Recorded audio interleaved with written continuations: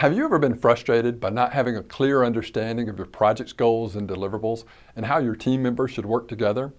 Or perhaps you've settled for work you know is less than what you and your project team are capable of. Perhaps you've not known what you should be doing, who you should be coordinating with, or if you're doing a good job. If you've lived through any of these situations, the next few minutes are for you. Hi, I'm Gordon Young with the Young Resource Group. We build project managers, and I'm teaming with TrainingPros to help you more effectively manage your training development projects. Let's jump into this at the point where many projects fail, at the beginning. Why do projects take longer, cost more, and not meet everyone's expectations? Well, having worked with thousands of project managers, I've learned that a solid, proactive remedy for many project ailments is to hold an effective kickoff meeting.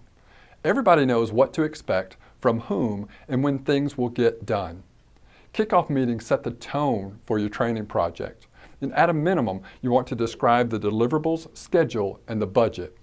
My suggestion to you here today is this: rehearse that kickoff meeting. Do it in front of a mirror or a family member. With enough practice, you might even do it with an inanimate object, but just practice. What do you need to cover in your kickoff meeting? The deliverables, the schedule, and the budget, emphasizing any dependencies that you currently know of, and allow time to invite their input on any logical dependencies that they're aware of. Talk about how the key deliverables will be reviewed and approved.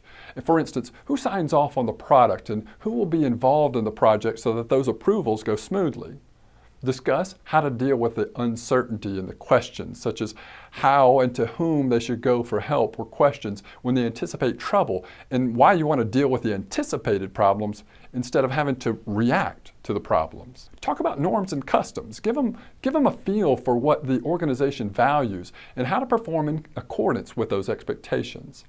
Are there any protocols, or norms that the team members need to be aware of, such as what is a dress code?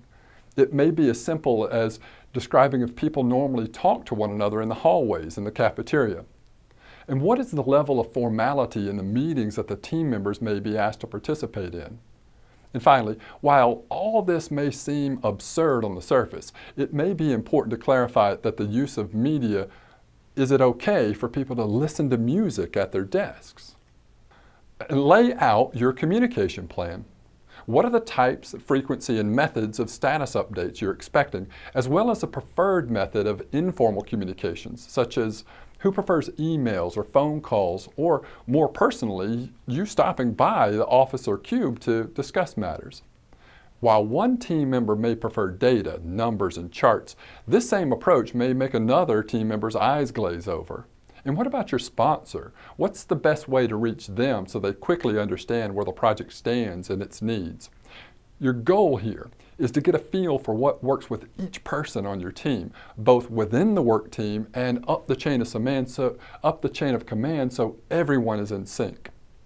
You'll get a high return if you tailor the message to the intended audience. And let's talk about sticky points, schedule conflicts. While we all like to think that our work will magically place itself at the top of everyone's to-do list, that's not likely to be the reality that you live. So prior to the kickoff meeting, try to find out if your team members have other commitments. And if so, what's the probability that other work will take priority over yours, possibly delaying their contributions to the project? Is your project schedule in conflict with other organizational initiatives? And if so, you could experience some unpleasant surprises. And holidays. Have those been included in your planning? And are you aware of everyone's personal commitments, such as vacations, time off, and other outside commitments? And finally, work assignments. Do people really understand what's required of them? Now here's a quick acid test for success. Are the work assignments clear enough so that each team member can begin working on specific deliverables? Try sharing your work directions with someone in your immediate family. Do they understand what you're expecting?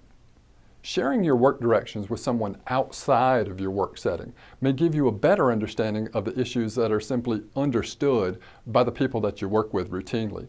So give that a try. I have shared a lot of material with you in a short time here. What I've learned from thousands of project managers is that this is the life that you lead. It's like drinking through a fire hose every day, where every drop of water is an important detail.